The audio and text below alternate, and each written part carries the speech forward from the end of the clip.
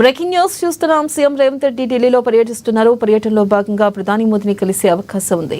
ఇక మోదీని కలిసి బీసీ రిజర్వేషన్లపై చర్చించే యోచనలో సీఎం రేవంత్ రెడ్డి ఉన్నట్లుగా తెలుస్తుంది.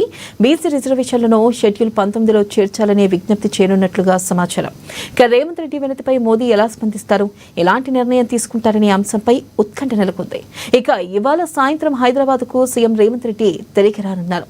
దీనిపై మరింత సమాచారాన్ని మా సీఎంఓ ప్రతినిధి రమేష్ లైవ్ ద్వారా అందిస్తారు. రమేష్, తెలంగాణ సీఎం రేవంత్ రెడ్డి 2 రోజుల పర్యటన కోసం నిన్న ఢిల్లీకి వెళ్లారు.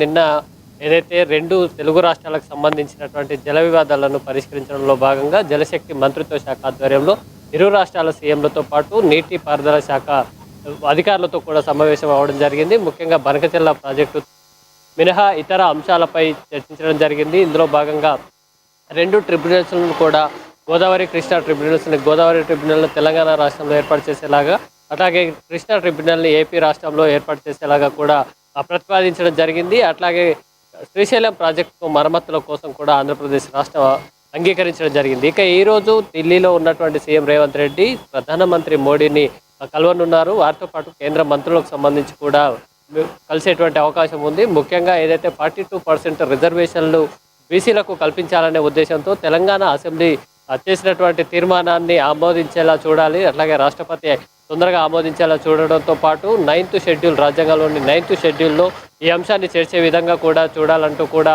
ప్రధాని మోడీని సీఎం రేవంత్ రెడ్డి కోరనున్నారు. దాంతోపాటు మెట్రో విస్తరణకు సంబంధించి 2వ దశ విస్తరణకు కోసం కూడా నిధులు కోరడంతో పాటు తెలంగాణకు ఏదైతే కేంద్ర ప్రభుత్వం నుంచి రావాల్సినటువంటి నిధులు, ఇతర ప్రాజెక్టులకు సంబంధించినటువంటి అనుమతుల అంశాన్ని కూడా ప్రధానమంత్రి దృష్టికి తీసుకురాబోతున్నారు. ముఖ్యంగా 2 తెలుగు రాష్ట్రంలో తెలంగాణలో చేపట్టినటువంటి 2 ప్రాజెక్టులకు సంబంధించి జాతీయ హోదాన్ని కల్పించాలంటూ కూడా తెలంగాణ ప్రభుత్వం చాలా కాలంగా కోరుతుంది. ఈ అంశాన్ని కూడా ప్రధానమంత్రితో డిస్కస్ చేసేటువంటి అవకాశం ఉంది. వెన్నెల.